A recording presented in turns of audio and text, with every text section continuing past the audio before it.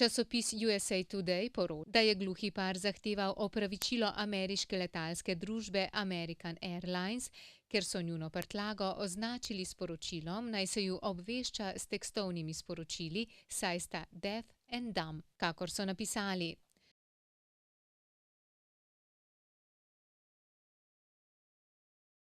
Sporna besedna zveza deaf and dumb se v sodobnem angleškem jeziku napačno uporablja za označevanje gluhih, podobno kot se v Sloveniji uporablja napačen izraz gluhonem. Besedna zveza deaf and dumb je v preteklosti pomenila gluho in nemo osebo, vendar se njen pomen izgublja, ker v sodobni angleščini dumb pomeni neumen. Angela Huckabee in James Moele sta bila zaradi tega razburjena, letalska družba pa se jim je za to svojo napako že opravičila. Muneb Ahmed, ki je star 25 let, je prvi gluhi taksist v Angliji, poroča spletni portal Derby Telegraph.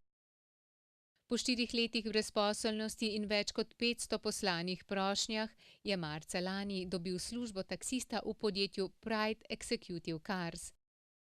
Lastnik podjetja je bil nad zamislijo o gluhem taksistu navdušen in je Ahmeda zaposlil kljub nasprotovanju poslovnih partnerjev.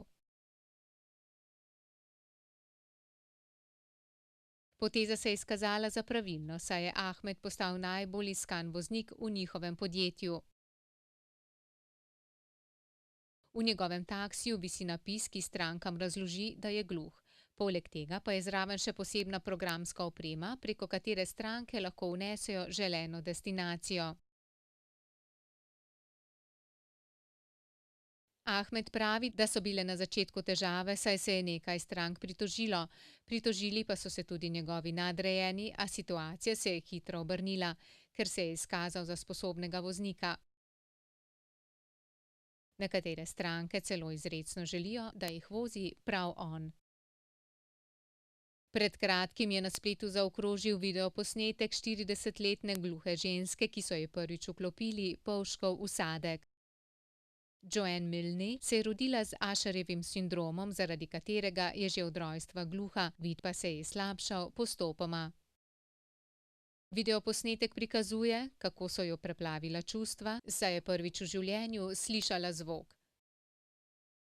Pravi, da je zvok, ki ga sliši, zelo robotski, a da se počasi uči prepoznavati zvoke iz okolice.